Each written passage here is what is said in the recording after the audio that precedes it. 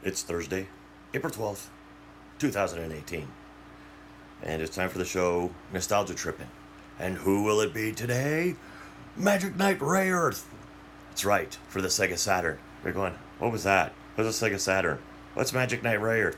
What are any of these things that you're mentioning to me? Clicking off the video, don't like it. But if you do click on this video, it's probably because you do like Magic Knight Rayearth. You probably are a little curious about the game. And I owned it. I specifically bought a Sega Saturn for this game right here. This was the one I wanted. I didn't want a Sega Saturn. I had a Sony PlayStation. I had a PlayStation 2. Didn't care about the Saturn, you know. But of course, Saturn and PlayStation were the two that competed against each other, and I had a PlayStation. I love my PlayStation. It's one of my favorite consoles. I didn't want a Saturn. I didn't really like any part of it. There wasn't really a whole lot of games I wanted for the Saturn. PlayStation could give me everything I wanted except for this. They didn't port this to the PlayStation. It was only on the Sega Saturn. The game was actually supposed to come out, I think, in 1996.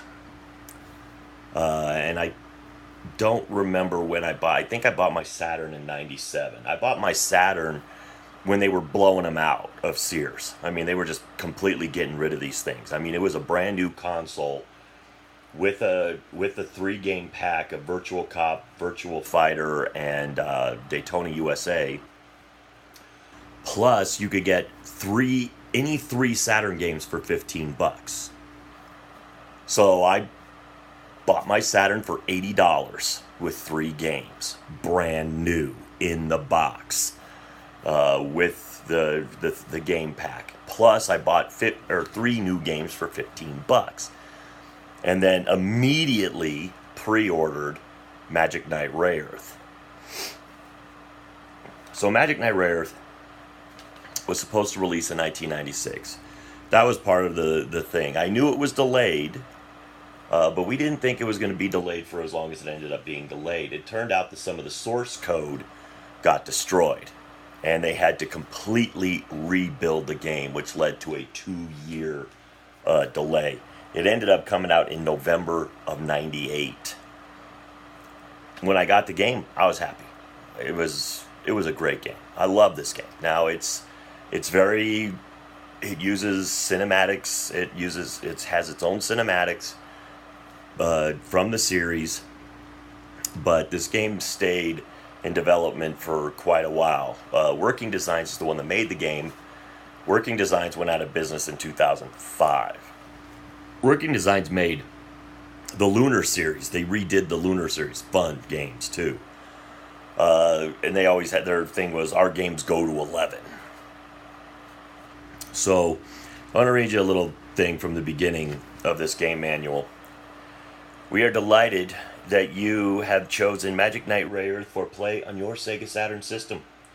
We hope that you will all continue to enjoy this and all of our games for the Sega Saturn system. Due in part to the numerous requests we've had for action RPGs, this game now rests in your hands. Please continue to tell us what you want, because we are always interested in what you think of our games you would like to see released in this country. So, they had, when this part was written, they were thinking that they were going to have a lot of Sega Saturn games. Now I'm going to read you, and remember, the 96 was when this was supposed to get released. The Saturn, I don't think, was defunct at that point. I don't think the Saturn truly became defunct until about 97 is when they basically said, no mas. So I want to read you this.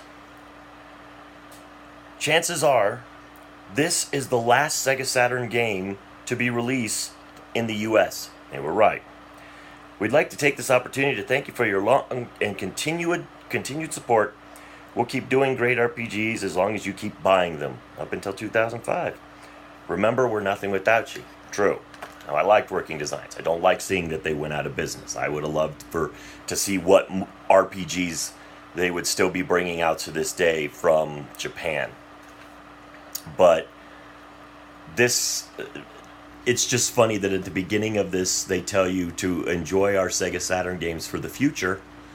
And then at the end, they're telling us this is the last Sega Saturn game that anybody's getting in the U.S. So it's an interesting little start to finish. They obviously had a lot of this manual finished way before they got to the end of this. The game got average scores for the most part. And it is, if you're a Magic Knight Rayearth fan, you're probably going to give it an 8 or a 9 out of 10. I'd give it an 8. Little on the easy side, but I love easy games. So I was perfectly happy. I was able to go through, beat the game pretty easily. It has a lot of the charm of the anime and the manga. It is, it is a fun little game. It basically is a story of 3 girls from separate schools. They're all visiting, all their schools are visiting the Tokyo Tower. Big beam of light comes through, and those 3 are whisked away to Sapphiro to be the legendary warriors, of Rayearth, and they have to, get better. Hikaru is kind of the tomboyish, tougher one. Umi is more of she's a little bit smarmy and sarcastic, and then Fu, of course, is the super intelligent one. She's basically, Ami Mizuno wearing green. So, Working Designs released these games. Now, I have the game. And the game online, you can buy it in relatively good condition from anywhere from $200 to $800, depending on condition. Now, what condition is mine in? Well, it's not complete in box. And they say, well, Randy, all you need is a manual and a disc. No. There were stickers that came with this. I have the manual. I have the disc. But I used one of the stickers. I put it on the expansion RAM pack that you needed to play this game so you could save it more than 3 times. Also, I took out the warranty card. So it's not complete in box. So it's not worth the most money in the universe, but I'm not going to sell it. Now, each game, there was 3 different disc designs you could get: Fu, Hikaru, and Umi. There might have been a Mokono one, but I ended up with the most boring one, Fu. I'm not a fan of Fu. Oddly enough, I'm a huge fan of Sailor Mercury, but I'm not a fan of Fu. My favorite is Umi. I didn't get Umi. My buddy got Umi. Jerk. But this game is a lot of fun. And I had a ton of fun. I bought my Sega Saturn for that game. I spent $80 on a console just so I could get a $60 game. That's right, that game was still $60. The gameplay itself is a little bit like Legend of Zelda. It is an action RPG. Super deformed characters. It's very, very beautiful. It is a very nice looking game. They did great work with, all the music is good. Working Designs always tried to take really good care of their games. They tried to do the best with them that they could, and they would always give you a lot of extras. And Working Designs was a great little company, and it's sad to see that they're not around. I mean, they've been gone 13 years now. That's a long time. But I played through the entire game once, because then, of course, I didn't have any reason to keep my Sega Saturn hooked up. I would have to unplug my PlayStation to plug in the Saturn, because it was back in the time where you didn't have a bunch of component things in the back that you could just keep plugging into. My TV only had enough for 2 sets of components. One of them was, of course, for like the cable box. Or not the cable, it was something else. I don't know. I can't remember what the other thing was. It might have been the DVD player. And then, of course, one video game system. It's not until I bought a Switch box where I could put a bunch of them in there. But by then, I didn't want my Saturn out. I had my PlayStation 2, I think a PlayStation, and a DVD player, and a VHS. I had all kinds of weird crap plugged in. But the game is definitely worth it if you can track down a Sega Saturn console for cheap. It shouldn't be too hard, but to find one in working condition, I guess, is a little on the tougher side. And you can find this game for cheap. There's still places you can find the game for around $50-$60, but you're probably gonna get disc only, no game manual, no case.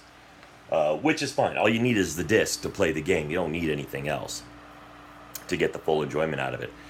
But my main nostalgia about this was the fact that I waited so long. Me and my buddy waited so long because we were just going, come on. And when it finally came out, it was worth the wait for us. You know, it's definitely worth the wait for me. Fun game. Love the. I actually bought a subtitled bootleg version from the Star Wars Celebration. I remember this was like the first Star Wars Celebration in Colorado. I think it was being held at one of our Air Force bases or something. Went to it. There was a big tent that had a lot of stuff in it. And I think only Star Wars stuff is going to be sold at the Star Wars Celebration. There was a lot of anime there. It's like, oh, that's kind of odd. Okay. And I found Magic Knight Rayearth. I had read the manga. And so I loved the manga. So when I saw this complete box set of VHSs for the anime series, I had to have it. So I bought the whole thing. And it was bootleg. Oh, it was rough. But the great part about it was, excuse me, they keep in a lot of the original Japanese stuff, which is cool. They keep in, like when they would go to a commercial break or something like, or there was a part in the series where it goes, who will it be today? And then it would show like Umi, Fu, Clef, I think, Mokona, and Hikaru. And just be, who will it be today? And it would show one of their faces in the circle. And so, of course, it was just kind of a running joke for me and a buddy of mine for a little while. But at the Star Wars Celebration, I bought anime. So that tells you how into anime I was in the mid-90s. So, does anybody else remember this game? It gets very well remembered by fans, but if you are not a fan of the series, you're probably just going to go, it's a poor man's Zelda. It's not a tough game to beat by any stretch of the imagination. This game is very easy to beat, which is fine. I love a game that's easy to beat because I wanted to go through the story of it, and I got to see the whole thing start to finish, and it was a ton of fun for me. So, with all that being said, to the troops, past, present, and future, thanks for the freedom.